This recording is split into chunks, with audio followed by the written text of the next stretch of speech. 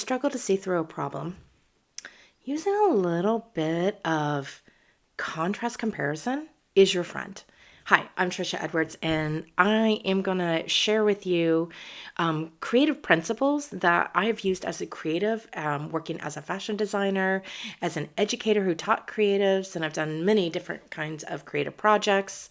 How I started taking all those concepts I did so well when I was on my job as a creative, but now I'm using them in different ways into my life, into helping my personal life to achieve my goals and new business opportunities. So here I am sharing with you the very first one that I'm going to be sharing. Hopefully this is a 10-part series. That's my goal. But the first one I'm going to share is the contrast comparison, because here's the problem. Oftentimes when we have a problem, we're pretty good at seeing all the problems, all the details that go along with it. We keep reiterating them, and we end up creating everything looks the same. We end up creating a collection of data points, and it's hard to distinguish one from the other. Visually, from our mind, we know that in creativity, you need to have some sort of contrast in order to really gain clarity. It's no different than here I am marking with purple here on this whiteboard.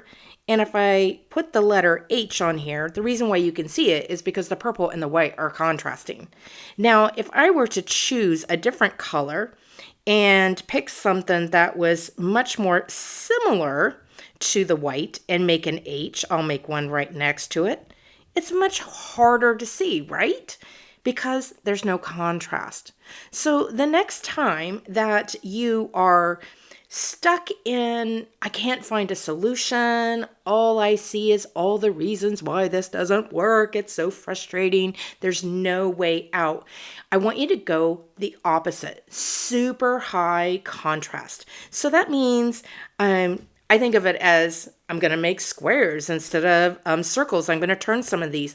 I'm going to add my imagination, and I'm going to go out there, wackadoo, and I'm going to do things that write things down that maybe are not realistic. And that's perfectly okay, because our imagination is really the birthplace of creativity.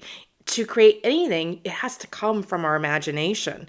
So you can get wildly out there, and before you know it, you're going to start to see more contrast between solutions as well as the details of your problems. And you might find out what you thought the detail of your problem was is slightly something different. So a lot of good things can come out of just by putting contrast. It builds clarity.